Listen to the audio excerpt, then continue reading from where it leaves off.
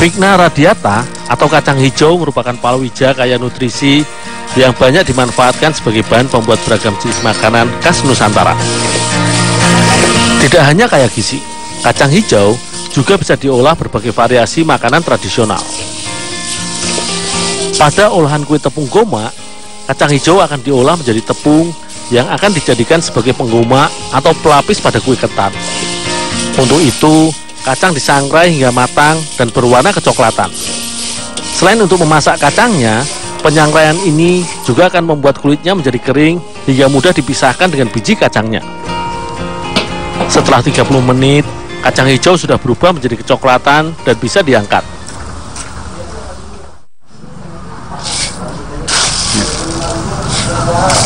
Untuk mempermudahkan memisahkan kulit dan biji kacang, maka hasil sangraian ini selanjutnya digiling. Caranya, kacang hijau matang diletakkan pada ulekan dan cobek, lalu batu gilingan diputar-putar. Dengan cara ini, biji kacang akan terpecah tetapi tidak hancur dan kulitnya terpisah. Biji dari tanaman polong-polongan ini merupakan salah satu sumber protein, karbohidrat, vitamin, dan mineral yang penting bagi kesehatan tubuh. Vitamin B kompleks yang terkandung dalam kacang hijau mampu membantu meredakan migrain atau sakit kepala sebelah.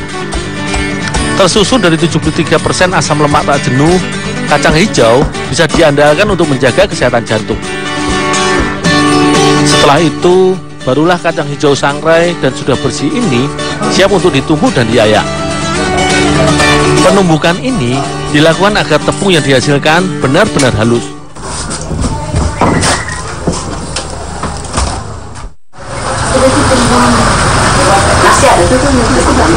Kue tepung goma merupakan sebutan untuk kue ketan yang diberi isian. Isiannya berupa gula merah yang dilarutkan dalam air mendidih dan dicampur kelapa parut. Selain menjadi pemanis, gula merah juga akan memberikan warna coklat yang khas pada isian kue goma. Gula pasir serta kelapa parut ikut dijadikan pelengkap dari isian kue goma ini. Semua campuran bahan isian ini selanjutnya diaduk terus-menerus hingga masak dan kering.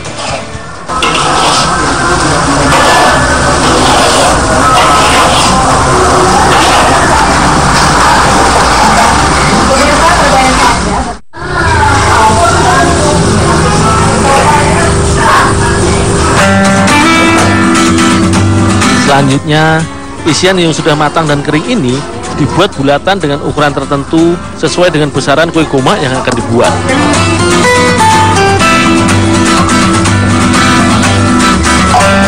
Adonan kulit kue terbuat dari tepung ketan yang diadon dengan air yang sudah dicampur garam. Campuran bahan sederhana ini selanjutnya diuleni hingga kalis atau tercampur merata. Saat membuat adonan kue goma, perlu diperhatikan tingkat kelembutan adonan agar hasil kue goma yang dibuat tetap lembut tetapi tidak terlalu keras ataupun lembek.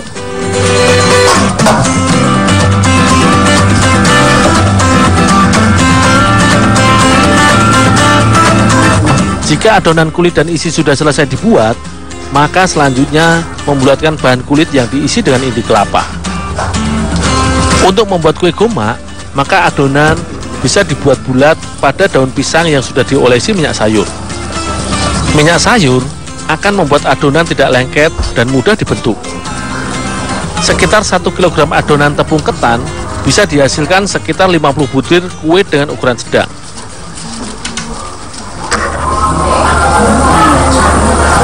Dul, rebus ini dulu, Dul. Oh, ya Bu.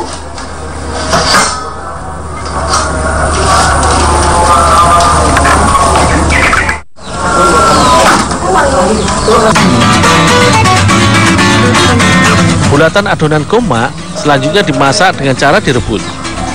Rebusan ini nantinya akan mematangkan adonan kue sekaligus membuat kulit kue goma yang terbuat dari ketan ini menjadi lebih lengket.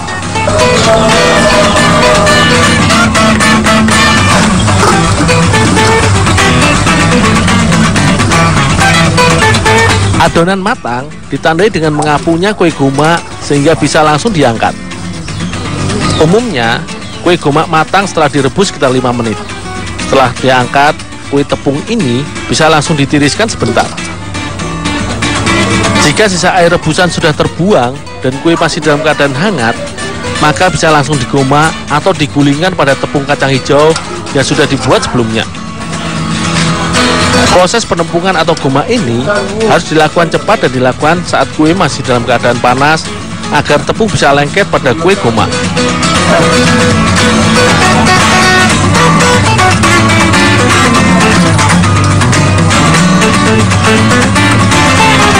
Setelah digoma, kue selanjutnya dipipihkan hingga bentuk bulatannya menjadi lempengan.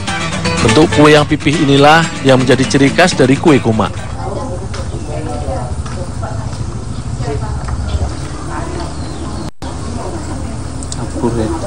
Oh itu udah disetim sama dia. Kue goma ini biasa hadir di hari besar perayaan masyarakat Melayu.